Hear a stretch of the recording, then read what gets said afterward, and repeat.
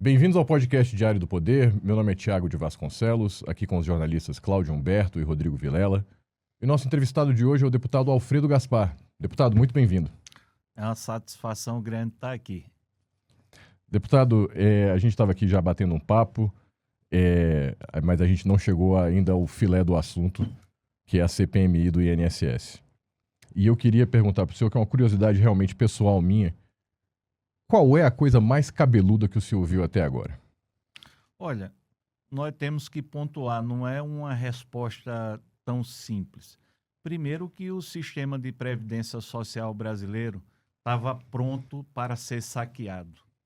Faltava organização criminosa dentro da estrutura e organização criminosa que também captasse esse dinheiro fora da estrutura. E quando houve essa tempestade perfeita, muita gente ganhou dinheiro, mas ganhou dinheiro roubado.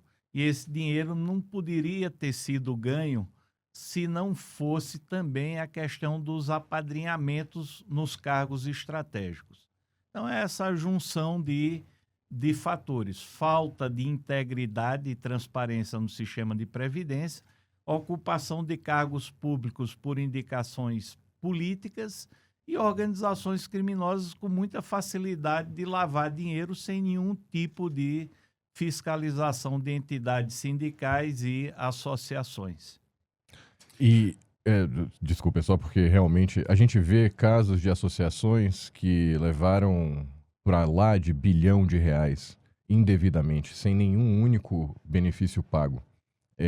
A gente viu denúncias de contratos sociais dessas associações que foram copiadas e coladas numa maneira assim, quase infantil, né, de fraudar o sistema. Era muito fácil, né? Muito fácil, uma coisa muito Parecia fácil, fácil. pronto para ser saqueado de fato.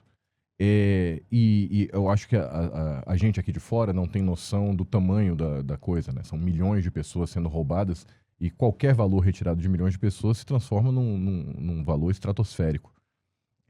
O que chamou mais a atenção do senhor? Assim, realmente, é essa falta, é a frieza, é a falta de empatia completa?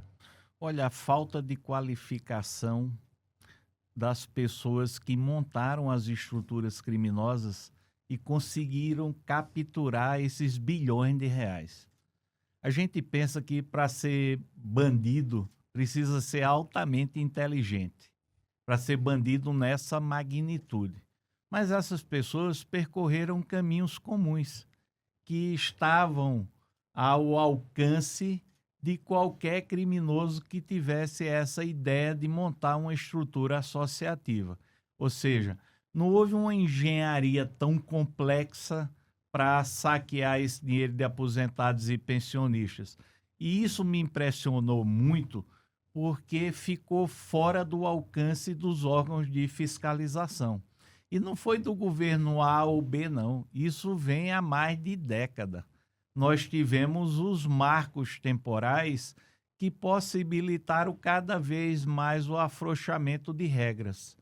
E aí as pessoas se sentiram à vontade para montar essas estruturas criminosas, é claro, contando com a pactuação daqueles que faziam parte da Previdência Social. Deputado, eu quero dizer como alagoano, que o senhor já disse um dia desse, que o senhor é um orgulho de Alagoas, mas hoje em dia já virou um orgulho nacional, né? O senhor tem feito as pessoas recuperarem a confiança na classe política, por exemplo. Eu acho que esse é um dado importante. E de outro lado, o senhor também nos faz ter esperança de que isso não vai, tudo isso, essa confusão do roubo ao INSS, não vai ficar por isso mesmo, né? Não vai acabar em pizza. Eu gostaria de saber qual a sua convicção nessa direção, se podemos contar com isso. Doutor Cláudio, primeiro eu quero retribuir a gentileza, acompanho o senhor na minha jornada de vida, tenho muito orgulho de estar aqui concedendo essa entrevista. O senhor orgulha muito o nosso estado também, o estado de Alagoas. Olha, eu caí de paraquedas nessa relatoria. Pedi para ser membro e terminei como relator. E a partir daí eu fui estudar mais aprofundadamente o que é que me esperava. E é como eu disse há poucos instantes, uma organização criminosa dentro da máquina do Estado brasileiro, o que não é uma novidade, mas como a gente está falando de mais de 1 trilhão por ano em termos de previdência social, eu pensava que havia um sistema de integridade melhor. A gente teve vários escândalos em relação ao INSS ao longo da trajetória da Previdência Social. Eu pensei que havia sido um aprendizado para prevenir futuros saques, como foram feitos esses saques criminosos na conta dos aposentados e pensionistas. Então, me deparei com esse sistema frágil e capturado por organizações criminosas também externas. E a partir daí, você começa a notar que as pessoas estavam tratando esses criminosos milhão como se fosse tostão, adquirindo apartamentos de 28 milhões de reais, Ferraris, Porsches, relógios luxuosos, mansões, apartamentos, offshore no exterior. Enfim, o dinheiro estava fácil. Mas para ter esse dinheiro fácil, houve apadrinhamento político. E para ter o apadrinhamento político é porque o sistema de previdência também sempre teve disponível para indicações políticas. Então, esse conjunto de fatores coloca aqueles que praticaram crimes dentro da Previdência Social, esses estão identificados. Nós identificamos aqueles que fazem parte dessas associações, que são as células de organização criminosa, também estão identificados. O que é que nós precisamos esclarecer ao público? Quais são esses padrinhos políticos? Então, eu posso lhe dizer com convicção que nós temos os caminhos. O problema é se esses caminhos serão desimpedidos para que nós possamos chegar a isso. Aí pergunta por que, Alfredo, você está falando isso? Porque tem alguns personagens que estão blindados dentro da CPMI.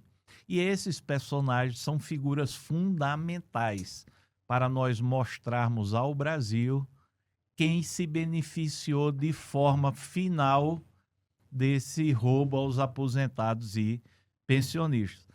Antes eu era um cidadão brasileiro. Passei a ser, como cidadão brasileiro, deputado. Como deputado, virei membro da CPMI. Como membro da CPMI, virei relator, mas com a mesma convicção de ser cidadão brasileiro. Eu também torço e tenho me dedicado muito a dar as respostas que o Brasil precisa. Mas não posso aqui falsear a verdade. Habeas corpus exagerados do Supremo Tribunal Federal prejudicam a investigação. Interesses partidários prejudicam também muito a investigação. Proteção própria dentro da classe política também prejudica demais a investigação. Essa altura do campeonato, nós conhecemos a estrada, nós temos combustível para percorrer a estrada, mas tem alguns mecânicos que teimam em querer sabotar o motor do veículo. E nós iremos cada vez mais tornar isso público. Não podemos permitir no século XXI a falta de transparência. Eu vou dar um exemplo, Dr. Cláudio. O Senado da República é pago pelo povo. Quem está lá no Senado, quem está na Câmara, não são autoridades, são empregados do povo. Então, ninguém precisa ter uma escuta ambiental no gabinete de deputado e senador, salvo com ordem judicial. Ninguém precisa estar escutando a conversa, mas a conversa tem que ter um cunho legal, um cunho de transparência. Agora, imagine, por que esconder com 100 anos o sigilo da visita de um dos principais operadores desse esquema bilionário, um criminoso que coordenou uma célula que capturou mais de R$1 bilhão de aposentados e pensionistas, o caso da visita do careca do INSS. Aí eu digo, hoje o careca está na papuda. Se o careca abrir a boca, derruba essa república. E tem outros personagens que, se abrirem a boca, também balançarão muito as estruturas de poder. Ou seja, tem muita gente que trabalha para que a imprensa não dê a cobertura adequada na CPMI, porque não sabe onde é que isso vai parar, quer se proteger. Tem muita gente que se preocupa demais com a composição da CPMI para blindar determinadas investigações, e tem muita gente fazendo discurso vazio que diz uma coisa em público, mas faz outra completamente de forma privada. Ou seja, é o retrato do Brasil. Temos que superar esses obstáculos. Tenho tentado muito junto com o presidente e com aqueles que querem uma investigação verdadeira. Deputado, o senhor falou agora há pouco sobre os 100 anos de sigilo, né, da agenda do careca do INSS no Senado Federal. É um sigilo decretado pelo presidente do Senado, Davi Alcolumbre. Um assessor do Davi Alcolumbre recebeu 3,5 milhões, alguma coisa assim, recebeu muito dinheiro do careca do INSS. É uma das pessoas blindadas pela CPI, porque a convocação desse sujeito acabou sendo derrubada pelo plenário da CPMI. Os parlamentares governistas, né, se empenharam muito para impedir essa convocação.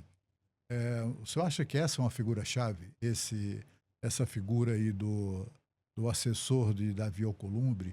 E em que medida o presidente do Senado pode estar eventualmente envolvido nisso? Olha, primeiro eu queria fazer uma correção na minha fala. Não é a CPMI, o conjunto da obra que está blindando, são determinados parlamentares. Segundo, que eu não consigo enxergar uma investigação para ter a transparência devida e o esclarecimento dos fatos em que algumas pessoas estão isentas dessa investigação. E esse senhor Paulo Bodens recebeu 3 milhões do careca do INSS, que é o Antônio Carlos Camilo Antunes, que é um dos líderes de uma das organizações criminosas que mais roubaram o dinheiro de aposentado e pensionista. Terceiro, eu não conheço o presidente do Senado, o senador Davi Alcolumbre, apesar de ser do meu partido. Eu não tenho nada na investigação que chega ao presidente do Senado. Mas eu tenho a investigação que chegou a esse ex-assessor do Davi Alcolumbre e que nós precisamos esclarecer esses fatos. Doa quem doer. Por enquanto, está havendo essa blindagem que eu acho uma afronta à própria Constituição da República. Ninguém no Brasil está a salvo de uma investigação. Fica feio para a classe política proteger quem quer que seja. É como diz, a mulher de César não basta ser honesta, não. Ela tem que parecer honesta. E Paulo Bodens, Daniela Fonteles, que recebeu 5 milhões do careca do INSS, Gustavo Gaspar, Roberta Luxinger, são nomes que precisam esclarecer fatos. Alguns porque receberam diretamente dinheiro do esquema criminoso. Outros porque estão na trama criminosa, seja porque receberam procurações, têm empresas em conjunto, têm bens em conjunto e que precisam, pela transparência que nós devemos ao povo brasileiro, serem chamadas e terem os sigilos quebrados, afastados, para que nós possamos dizer com a clareza da investigação quem teve envolvimento ou não sobre esse crime monstruoso que atingiu milhões de aposentados. Deputado, essa blindagem também alcançou Frei Chico, irmão do presidente Lula, dirigente do Sindinap, uma das associações enroladas nessa falcatrua do INSS. E eu gostaria de ouvir do senhor se tem algum indicativo de participação ou pelo menos de conhecimento do Frei Chico nesse esquema criminoso. Olha, nós estamos falando do desvio de bilhões de reais. E uma das associações, sindicatos, na verdade sindicato, que está lá no topo desse ranking de desvios associativos é o Sindinap. O Sindinap tem o irmão do atual presidente como diretor já há alguns anos, mas como vice-presidente ele adentrou na estrutura em 2024. Ouvimos o cavalo, que é o senhor Milton, muito ligado ao ministro Lupe, e ele permaneceu a maior parte da sua fala em silêncio.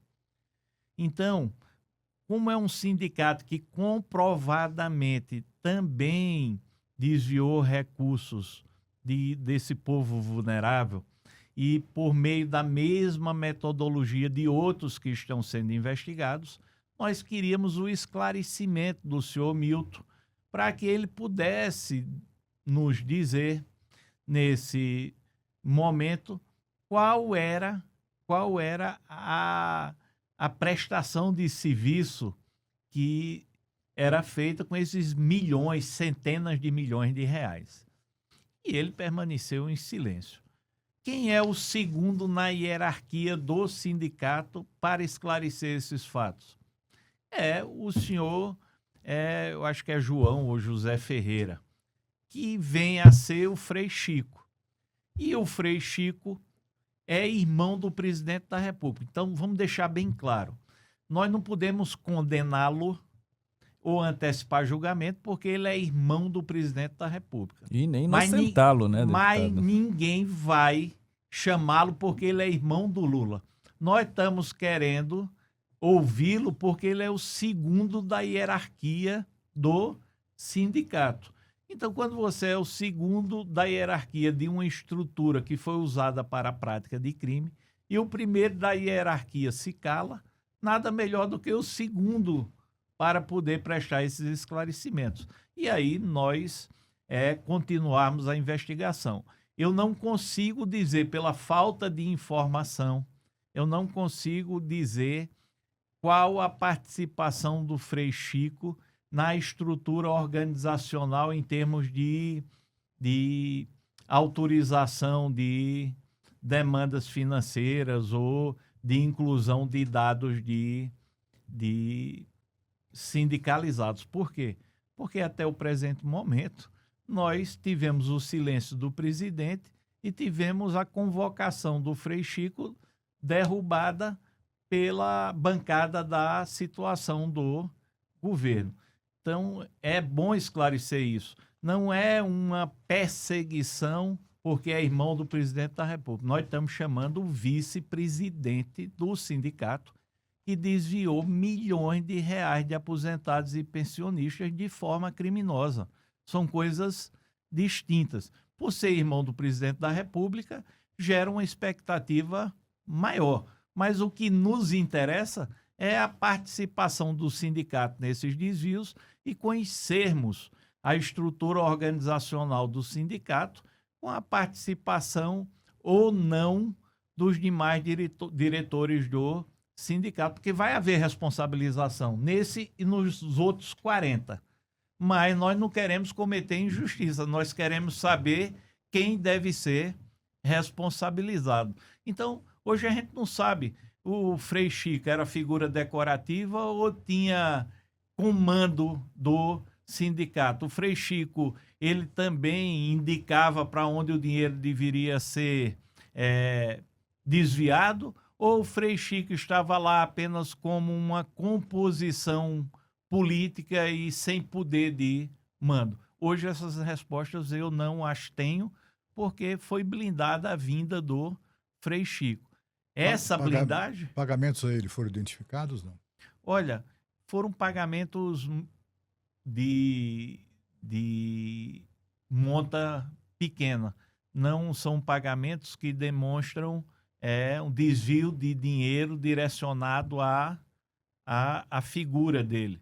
Mas nós não estamos atrás de pagamento às pessoas, porque as pessoas também não fazem pagamentos tão diretos. Sabe como funciona uma estrutura de uma célula criminosa. Nós estamos mais interessados em saber se os atos criminosos praticados no sindicato, nesse e em todos os outros, teve a participação de quem? Foi o presidente e o tesoureiro? Foi a diretoria toda? Era uma composição que foi feita para essa finalidade e não estão deixando isso ser explicado. Aí, no final, o que é que vai resultar? No final, a gente vai ficar impedido de fazer uma distinção mais efetiva. Ou seja, se você faz parte de um sindicato e o sindicato está envolvido no desvio criminoso e você faz parte da estrutura organizacional de comando, não tem como eu dizer se fulano não participou. Como se não estão dando a oportunidade de esclarecimento. Eu queria entender, deputado, também, só nessa linha, assim, para eu saber que tipo de coisa. Então, a gente viu uma dessas associações que levou mais de 1 bilhão e 400 milhões de reais, criada por um jovem de 28 anos. Que tipo de serviço essas associações diziam fornecer? Olha, eles têm permanecido na maior parte do tempo munidos por habeas corpus que muitas dessas ordens judiciais ultrapassam os limites da Constituição no sentido de proteção à não autoincriminação. Eles têm permanecido calados, a grande maioria. Então a gente não tem como esclarecer quais serviços eram esses de forma ampla e transparente. Mas todos usaram a mesma metodologia. Diz que seguro, serviço funerário, teleatendimento na medicina. Mas deixa eu te dizer, tem sindicato e associação desses que tentaram, só um tentou incluir mais de 40 mil mortos. Aí eu pergunto, qual é o serviço que você presta morto, né? Além de oração. Então, para você ver a que nível nós chegamos. E, de outro lado, muita venda casada. Você chegava em um determinado local para obter o seu direito, era dada a você uma ficha ou uma biometria, uma autorização que você não sabia bem do que era, e aí terminava você, no próximo mês, começando a receber esses descontos. Vou lhe dar um exemplo. CGU, que está acima, os técnicos da CGU estão acima de qualquer suspeita, são pessoas que têm a expertise na análise, pegaram essas associações e sindicatos, aí listando aí, na época eu acho que tinha umas 28, 30, e fizeram o recorte de entrevista. 97,6% dos entrevistados reconheceram que estavam sendo lesados, que jamais tinham dado autorizações válidas para desconto associativo. Então, se você me perguntar, a CGU faz um trabalho técnico desse, já constata que os serviços ou não eram prestados, ou serviços fictícios, ou serviços muito aquém daquilo que dizia ser prestado. Por exemplo, a associação tinha uma sede no estado de Alagoas e prestava serviço no Rio Grande do Sul sem ter sede nenhuma lá. Dando esses exemplos, então, foi a falta de integridade do sistema previdenciário que permitiu essa bandidagem. Aí você perguntar qual foi o maior serviço que todas elas prestaram. Foi retirar dinheiro roubado dos aposentados e pensionistas. Foram expertos nisso. Nos outros serviços, 97,6% dos aposentados e pensionistas deixaram claro nas entrevistas que não aderiram. Porque existe essa fantasia na cabeça das pessoas de que essas associações estão prestando serviços de apoio aos aposentados, etc. Aí vou lhe dar uma resposta. Agora, não está se podendo descontar por uma... Foi aprovado, inclusive, na Câmara dos Deputados, fazer acordo de cooperação técnica com o INSS, ou seja, não há, neste momento, desconto associativo de aposentado e pensionista. Para mim, é a única fórmula para não haver roubo, porque o sistema não consegue fiscalizar. Você quer ser associado? Pode, a Constituição permite. É bom ser associado, mas de que jeito? Todo mês você paga o seu boletozinho lá.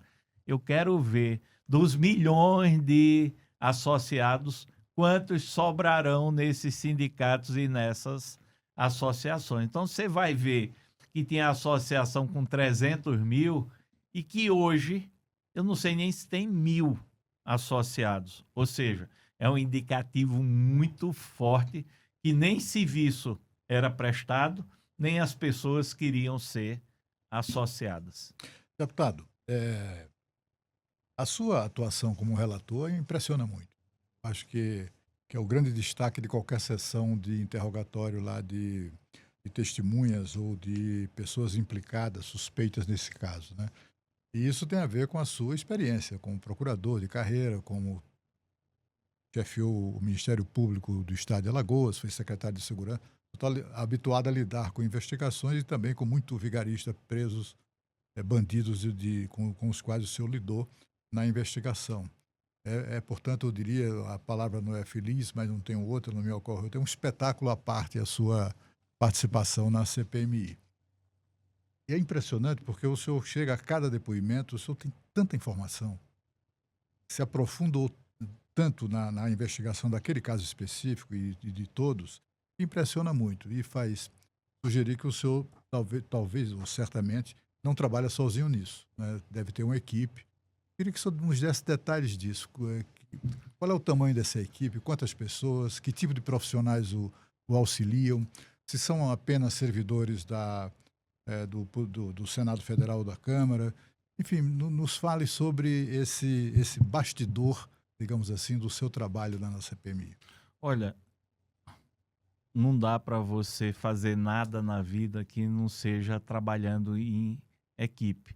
Às vezes você quer até seguir sozinho, mas sabe que o caminho de uma estrada solitária é muito difícil. E tive a sorte de ter uma equipe de assessores do meu gabinete, uma equipe de assessores do meu partido, uma equipe de assessores da Câmara e do Senado e uma equipe de instituições que também estão colaborando, a exemplo do TCU, da CGU, da Polícia Federal, do Ministério Público Federal, do Banco Central. Tudo isso faz parte do entrosamento de uma equipe que cada qual monta uma peça desse quebra-cabeça. Eu sempre digo, o relator pode não ser bom, mas a equipe é boa. Mas para a equipe produzir resultados, ela precisa ter o material documental. Então, esse material, quando chega, nós temos condições de avançar.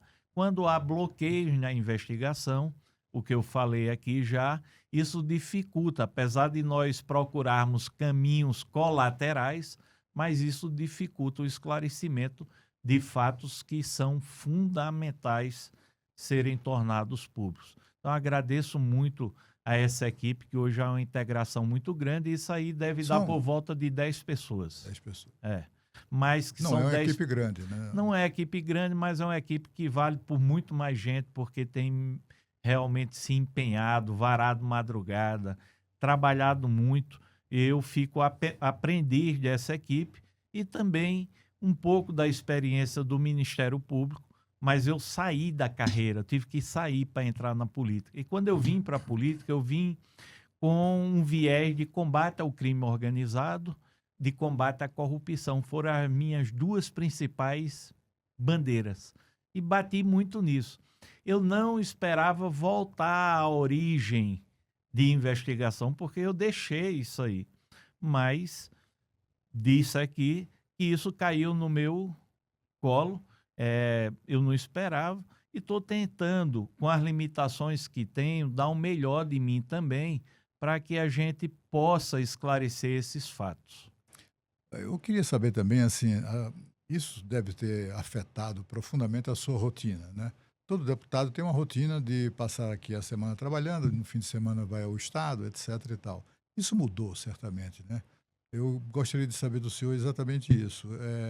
De que maneira o seu trabalho, porque a impressão que dá é que o senhor, né, até fim de semana fica trabalhando, porque senão não daria conta desse volume incrível de informações que nos chegam já na segunda-feira, numa sessão de interrogatório, como aconteceu esta semana.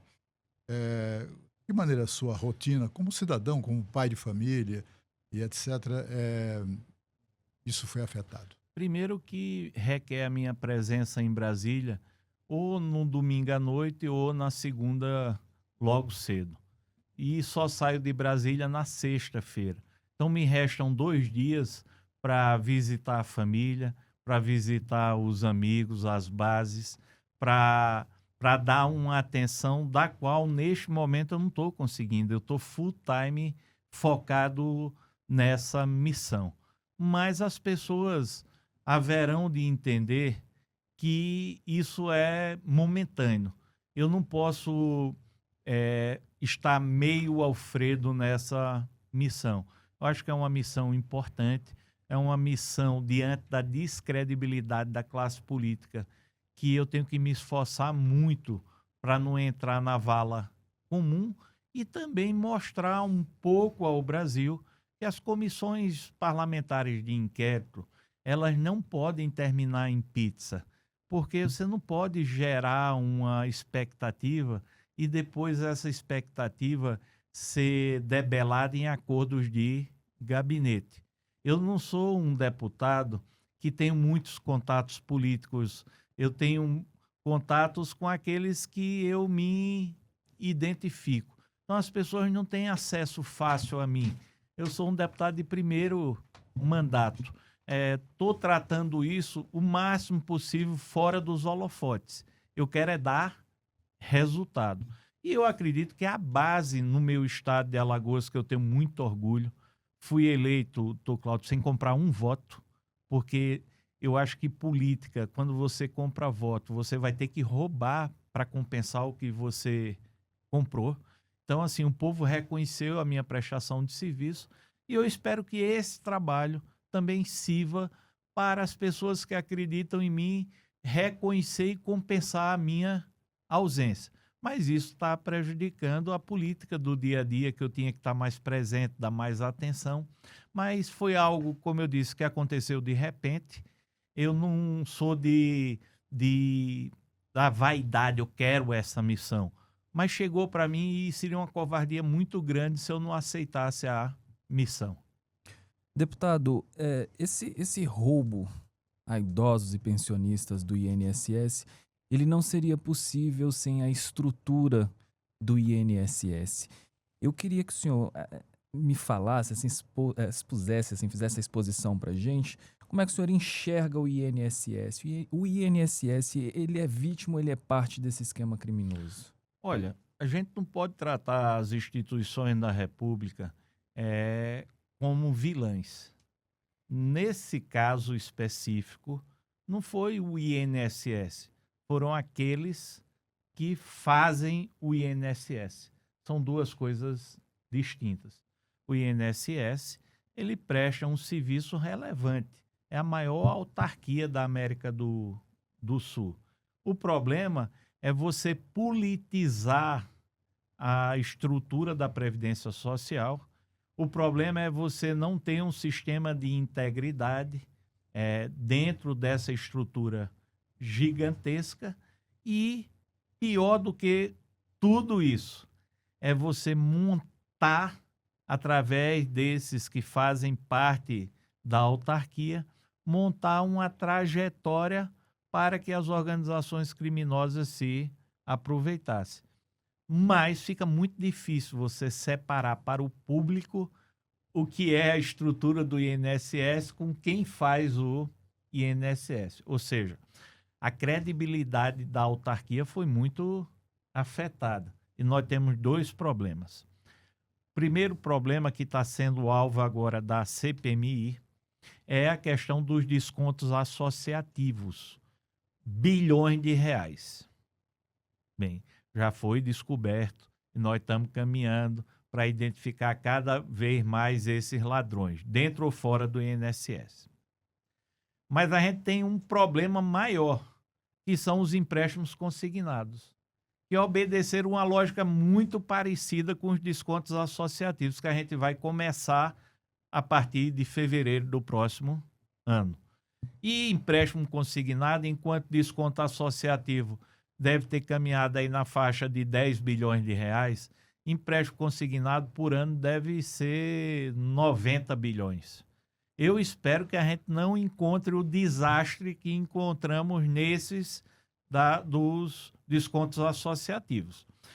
Porque no desconto associativo a gente vai resolver o problema. Já foi aprovado na Câmara dos Deputados não vai ter mais desconto associativo e sindical na folha de aposentado e pensionista. Está precisando o Senado da República também aprovar esse projeto. Ponto. Isso vai resolver o problema. Não tem outra coisa que resolva a não ser impedir. Se você permitir por algum mecanismo, esse mecanismo ele será superado e vai voltar, vai retornar essa safadeza. Então, desconto associativo. Tenho muita esperança que o Senado também aprove essa legislação que foi aprovada na Câmara e a gente resolva lá no INSS. Mas empréstimo consignado, que você não pode impedir, porque se você impedir, o aposentado e o pensionista, ele vai precisar do dinheiro, porque já ganha tão pouco. Se você impedir, são eles que vão implorar para voltar. Diferente dos descontos associativos, que você não prestava o serviço, no consignado, teoricamente, chega um dinheiro que o aposentado e o pensionista quer utilizar. Então, qual será a fórmula para resolver as irregularidades do consignado? Então, a gente está pensando nisso, porque esse é o grande problema. Nós já começamos a identificar problemas nos consignados. E se tem problema hoje, é porque o problema vai continuar amanhã. O que é que vai interromper isso? Qual vai ser esse mecanismo? Na minha cabeça, era interromper também desconto em folha. Mas e o aposentado e o pensionista? Vai conseguir esse dinheiro aonde? É com a agiota? Fica difícil. Então, isso não é para sair da minha cabeça. Isso está sendo estudado tecnicamente para a gente ter mecanismos de integração. Então, posso dizer, o INSS vai ser blindado desses acordos de cooperação técnica com a associação e sindicato, que eram por volta de 40, e arrecadou aí, para esses desvios, entre 6 e 10 bilhões. Ponto. Vamos resolver, se o Senado aprovar o que já foi aprovado na Câmara. E o empréstimo consignado são 90 bilhões por ano. E o certo era acabar com esse desconto em folha. Mas aí vai ser um Deus nos acuda, os aposentados e pensionistas não vão querer essa exclusão. E aí vai ser o nosso maior desafio, permitir que 90 instituições financeiras que hoje têm acordo de cooperação técnica com o INSS respeite o aposentado e o pensionista. Então a gente vai entrar em outra etapa da investigação, que eu acredito que é uma etapa lutando contra entidades muito mais poderosas, que são os bancos e as financeiras, e com a necessidade dos aposentados e pensionistas ter aquele dinheiro na conta, e esses ACTs com muita dificuldade de você não permitir que sejam realizados. Então, isso vai exigir de nós uma capacidade técnica muito grande para salvaguardar os usuários desses empréstimos consignados. Agora, deputado, até por questão de tempo, não sei se a CPMI vai conseguir entrar tão a fundo nessa questão dos consignados. O senhor acha possível uma próxima CPI ou CPMI dos consignados? Eu acho que nós estamos indo num caminho importante. Não tem por que ter outra CPMI se nós conseguirmos uma prorrogação desta CPMI. Eu sei que não é fácil. Nós estamos com gente poderosa querendo que acabe ontem, quanto mais prorrogar. Qual é a fórmula? É nós conseguirmos 1/3 de assinaturas de deputados e 1/3 de senadores, para que nós possamos prorrogar aí por mais 90 dias. Se a gente conseguir prorrogar por mais 90 dias, a gente vai mudar a história do sistema de consignados em relação ao consumidor brasileiro. Se a gente não conseguir essa prorrogação, paciência. Nós tínhamos que dividir a CPMI em 2 etapas. Não tinha como você avançar tudo ao mesmo tempo. Mas vamos adentrar a esse assunto de forma profunda, lutando contra pesos pesados, mas exigindo principalmente respeito a essa classe de vulneráveis. tratei dessa temática de prorrogação, uma conversa informal com alguns membros, e nós vamos tentar isso um pouco mais adiante, até se for preciso judicializar perante o Supremo Tribunal Federal. Verdade, há muita coisa a ser investigada.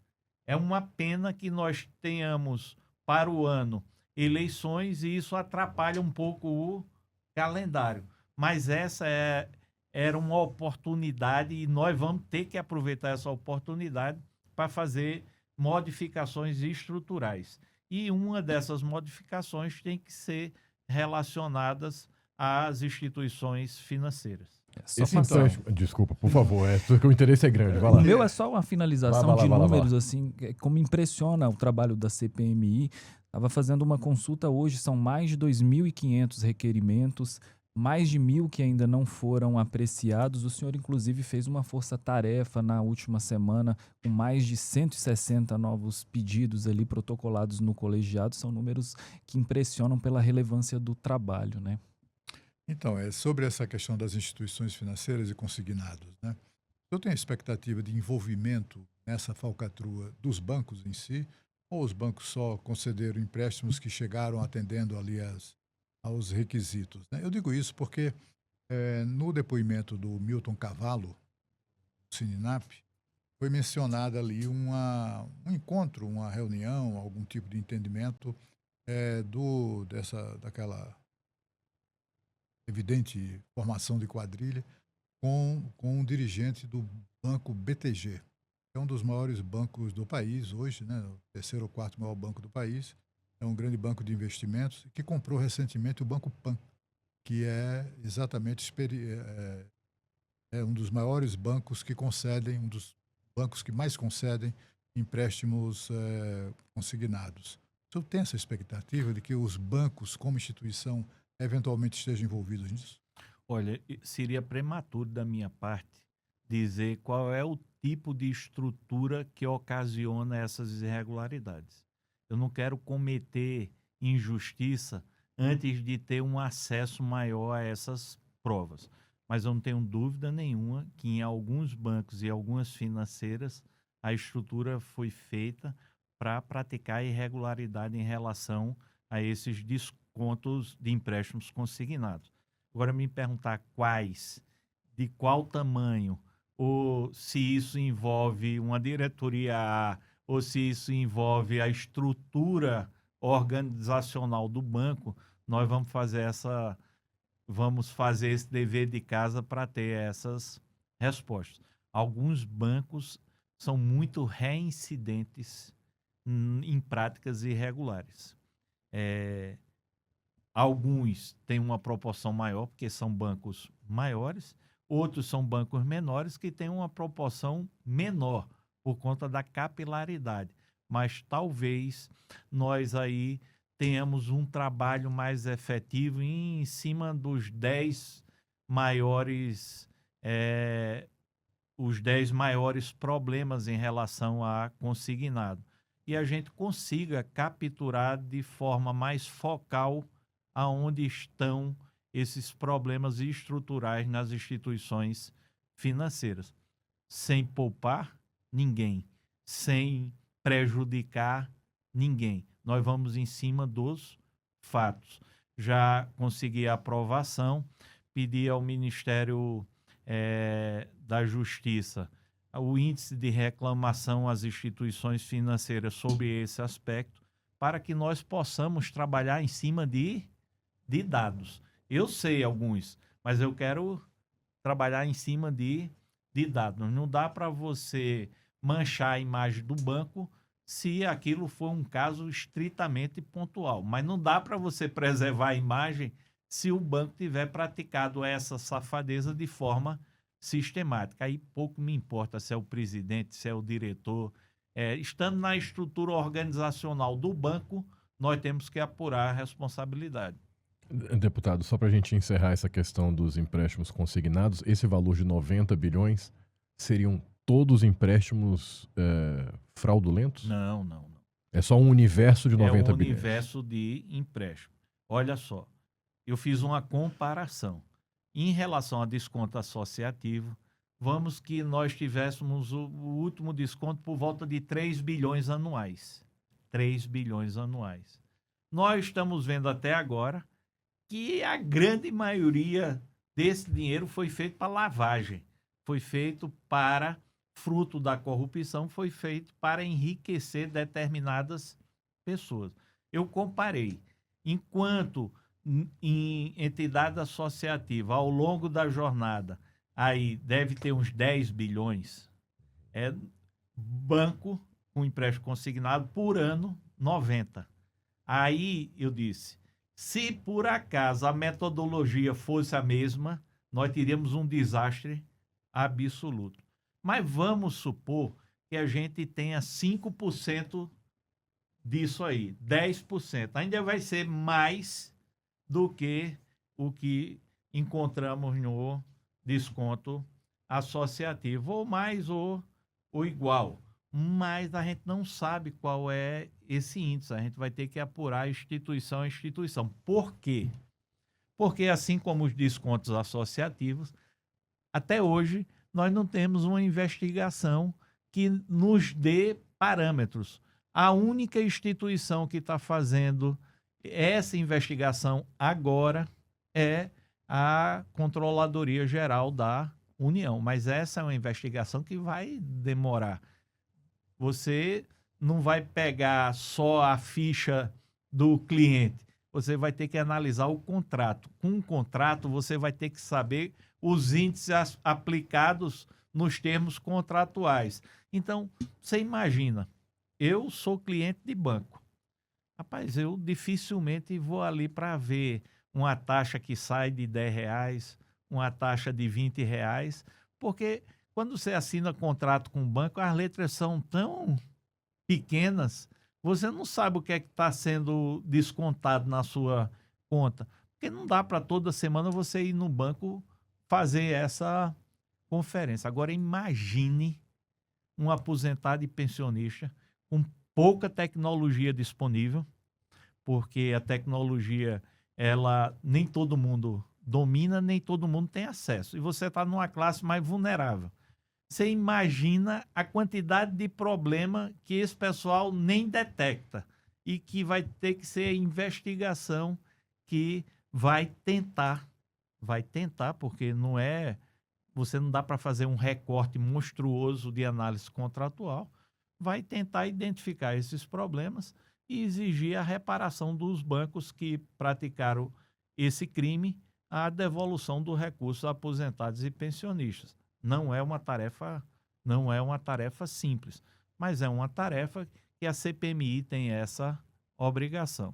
A outra era do seguro-defeso, que é uma bandalheira no país. Tem município que tem mais pescador do que gente, mas a gente não teve perna para adentrar nessa questão. Talvez isso aí fosse um alvo futuro, seja um alvo futuro de outra CPI ou CPMI. Mas se nós conseguirmos avançar, e vamos avançar na questão dos consignados também, a CPMI vai ter prestado um grande serviço à nação. Deputado, há duas instituições, digamos assim, que são muito presentes na CPI, em cada sessão, e da maneira, enfim, que provoca muitas suspeitas. Eu gostaria que o senhor comentasse esses dois temas. Um deles são os advogados, né? Advogados caríssimos. A gente sabe que uma hora de um advogado como esse, que aparece na CPI acompanhando os suspeitos, são muito caros, etc. E há aquela certeza até que o dinheiro que foi roubado dos aposentados também está sendo usado para pagar aqueles caríssimos advogados. É claro que não se pode criminalizar a advocacia, isso, né, e todo mundo tem o direito de defesa, mas o fato é que isso tem sido algo um tanto quanto chocante assim, no dia a dia, na rotina da CPI. E a outra, e é claro que isso não está sob controle da CPI, mas eu queria, como profissional do direito que o senhor também examinasse essa questão. E o papel do Supremo Tribunal Federal. O senhor acha que tem alguma coisa a mais, além talvez dos ciúmes, protagonismo da investigação na CPMI, essa disposição permanente dos ministros do Supremo de conceder habeas corpus em produção industrial, né, para investigados e até para testemunhas, para que fiquem calados durante a investigação? Doutor Cláudio, primeiro falar da advocacia. Eu sou advogado, defendo a amplitude da defesa, o contraditório, mas tem um ponto que o Brasil deveria rever, e nós estamos vendo na CPMI. Escritório de advocacia se vindo como lavagem de dinheiro. A ONU cobrou há 2 semanas que o Brasil fizesse um compliance para que dinheiro, mesmo sendo pago a advogado, não poderia se confundir com dinheiro criminoso e o advogado ter a obrigação de reportar isso. A OAB já discutiu isso em algum momento, mas não levou adiante. Eu acho a advocacia uma das profissões mais bonitas, mas ela não pode estar também além do papel constitucional de qualquer profissional no país. Então, nós não podemos permitir que maus advogados utilizem a profissão, utilizem hoje essa isenção de investigação nos escritórios para lavar dinheiro. Então, assim, eu comungo da ideia da ONU, que o Brasil precisa aderir definitivamente, através da OAB, a mecanismos de lavagem de dinheiro. Essa é uma preocupação que o Congresso Nacional deveria embarcar nela. Nós estamos vendo isso na CPMI. Tivemos casos de advogados bilionários, mas, infelizmente, com dinheiro lavado dentro da conta. E há uma resistência muito grande da Ordem dos Advogados, ou em compliance, ou em uma transparência maior em recursos. Lá, alguns deputados chegam até a perguntar, doutor, o senhor está sendo pago com dinheiro tal? Eu não chegaria a tanto. Eu acho que a OAB deveria encabeçar essa jornada e dar o exemplo. A OAB, que defende tanta ética, ela também tem que olhar para o seu próprio umbigo e defender essa ética também na atividade da advocacia. Esse é um ponto. O outro ponto, e aí se mistura com o Supremo Tribunal Federal, é que nós temos 2 classes de justiça: a justiça dos pobres e a justiça dos poderosos. A justiça dos pobres é aquela em que o investigado ou a testemunha está agora na delegacia, esperando há 3, 4 horas para prestar um depoimento, num calor danado, sem direito a nenhuma proteção, e vai lá ser ouvido por um delegado ou por um escrivão. A justiça não interfere. Esse tipo de personagem, testemunha ou investigado, não chega com o habeas corpus do Supremo Tribunal Federal. Não tem acesso a isso. E a justiça dos poderosos, que você consegue acesso a ela de 2 formas.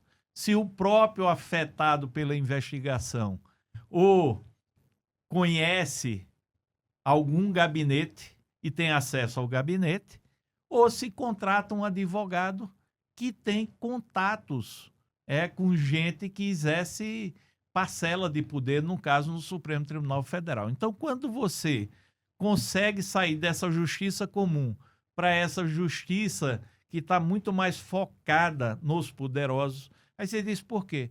Me diga uma coisa, lá em Alagoas, um suspeito que não tem nenhuma condição financeira, esse cara vai pegar um avião e vai vir aqui para ir no gabinete do ministro conseguir um habeas corpus? Não vai.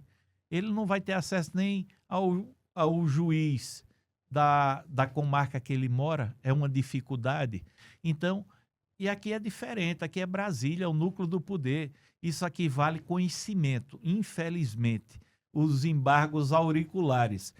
Você tem acesso ao gabinete, é um advogado de prestígio, você consegue de uma forma célere um habeas corpus. O porquê eu acho isso ruim? Eu acho isso ruim, não, mas Alfredo, é direito do acusado ou da testemunha, tudo bem. Mas eu acho que lá é um colegiado. Primeiro, qualquer coisa relacionada ao poder legislativo, que é um poder da República, devia ser de forma colegiada.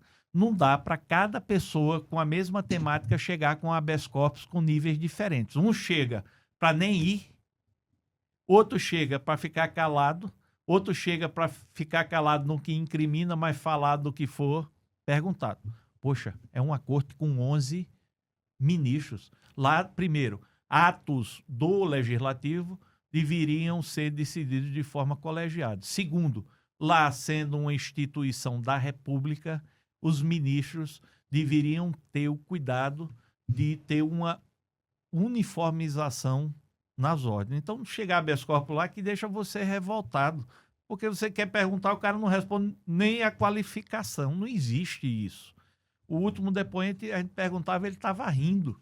Tirou milhões de reais de aposentados e pensionistas. E depois querem que os deputados e os senadores não se revoltam. Se revoltam, é natural. Eu tenho respeito ao Supremo Tribunal Federal, mas acho que está havendo muita invasão de competência. Por quê? Porque o legislativo está fragilizado.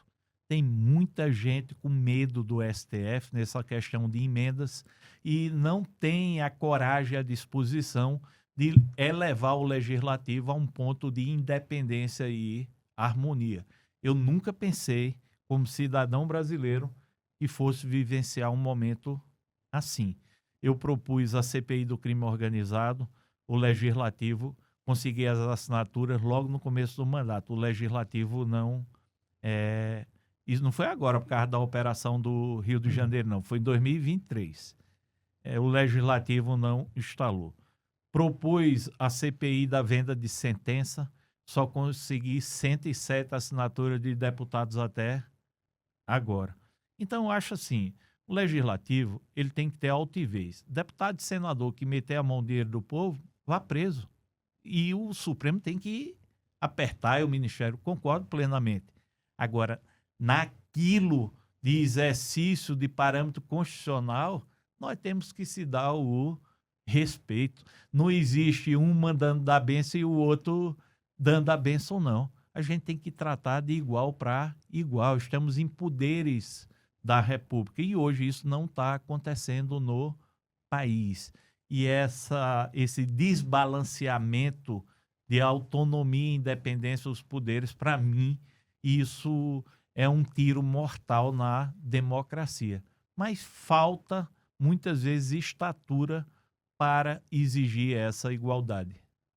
Deputado, o bom desempenho do mandato do senhor, sobretudo a atuação do senhor como relator na CPMI do INSS, trouxe projeção, também reconhecimento. O nome do senhor é testado em algumas pesquisas, até como senador. Vi uma do Paraná Pesquisas, do final de outubro, que o senhor aparece ali em segundo colocado, porém, dentro da margem de erro, o senhor até lidera. Qual o plano do senhor para 2026? Olha, falei aqui que antes de ser deputado eu sou cidadão.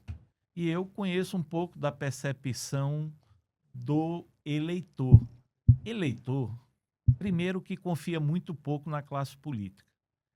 Gosta de igualar muito a todos na mesma medida. Terceiro, é que o eleitor não está preocupado com a eleição de 2026. O eleitor quer que você cumpra o mandato e faça alguma coisa que preste. Porque o eleitor acha que o político não trabalha e não produz como deveria. Então, assim, primeiro que eu tenho até vergonha de falar de 26, porque eu ainda estou no terceiro ano do mandato e ainda tenho que prestar contas ao eleitor todo dia. Segundo, eu deixei o Ministério Público, não me aposentei não, eu saí da carreira, eu tive que sair da carreira. E tirei, assim, depois de ter sido secretário de Segurança, um promotor criminal combativo do Grupo de Combate às Organizações Criminosas, eu perdi a proteção institucional. Eu fui para a planície com muitos criminosos poderosos com mandato e eu falo gente com dinheiro e poder político. Eu enfrentei isso. Então, esse foi o passo mais importante da minha vida profissional. Foi ir para a planície mesmo tendo inimigos muito poderosos. O eleitor me elegeu deputado federal, sendo o segundo mais votado, sem ter apoio de um único prefeito. Praticamente sem nenhum vereador. Os poucos que me acompanharam foi por amizade. E agora eu estou como deputado. Qual é o meu primeiro plano? É saber se o eleitor alagoano, lá em 2026, ele vai querer que eu renove o mandato. Esse é o primeiro ponto. E segundo, se o eleitor alagoano disser, Alfredo, você precisa enfrentar o sistema e ser candidato a outra coisa. Mas eu já fiz isso pior. Eu fiz isso no poder e fora do poder. Então, assim, eu não tenho medo de disputa. O que eu não tenho é apoio político. Se eu me elejo para federal, foi o povo que quis, pelo serviço prestado. E eu não tenho dinheiro para comprar apoio político. Então, e se tivesse, não faria, mas não tenho. Então, assim, se eu for para uma disputa majoritária, eu só tenho uma chance. É se o povo me abraçar e quiser. Esse cara vai ser alguma coisa. Eu não consigo medir, mensurar isso agora. Eu consigo andar nas ruas e as pessoas dizerem a mim, Alfredo, parabéns pelo trabalho que você está fazendo. Nunca ninguém chegou para mim e disse, Alfredo, você disse que ia fazer uma coisa e está fazendo outra. Isso me conforta bastante, porque eu não enganei o meu eleitor em absolutamente nada. Eu estou seguindo a trajetória, continuando a minha história de vida. Alfredo, você está feliz na política? Estou enfrentando grandes desafios. Queria viver esse momento que eu estou vivendo. Eu acho que na vida a gente tem que enfrentar aquilo que aparece. Se eu for candidato que não seja deputado federal, o que é que isso representa? É que eu vou para um risco de eleição muito maior do que tentar renovar o mandato. Alfredo, tu tem coragem de ficar desempregado? Tenho, eu já fiquei. Eu era chefe do Ministério Público. Não saí com dinheiro na conta, com dinheiro embaixo do colchão. Então, assim, eu tive que começar de novo. Alfredo, tu tem coragem de disputar uma majoritária, mesmo sabendo que a sua chance contra o poder político, econômico, contra os inimigos que você fez. Não fiz inimigo porque eu quis, não. Os inimigos que eu tenho foram fruto das minhas ações como procurador-geral e promotor. E se você ficar sem mandato, você sabe que tem uma chance muito grande de você ser assassinado. Eu não tenho receio disso. Eu já cumpri a minha jornada de vida. Então, vai ser o povo lá na frente que vai dar esse parâmetro. Mas não tenho dormido ou acordado pensando nessa perspectiva. É que adianta eu pensar antes do momento de tomar a decisão. Eu acho que Alagoas está preparada para uma renovação. Alagoas precisa de uma renovação, mas pode ser que não seja o Alfredo a pessoa escolhida para essa renovação. Deputado, eu queria agradecer a sua presença, a gente já chegou à nossa hora, e eu tinha aqui uma lista grande, não sei se o pessoal consegue ver aí, mas enfim, tá aí uma lista de perguntas gigantesca, a gente podia continuar aqui a tarde inteira, então eu queria agradecer a sua presença. Eu é que agradeço essa oportunidade, para mim uma honra e uma satisfação encontrar esse conterrâneo ilustre aí, o doutor Cláudio Humberto. Obrigado. E é uma oportunidade que eu tenho também de prestar contas do mandato a Alagoas e ao Brasil. Deputado, muito obrigado por ter vindo aqui, por colocar à disposição o seu tempo. Aqui nós precisamos continuar essa conversa, só vamos agora agendar um novo capítulo desse papo. Obrigado, deputado. Eu que agradeço.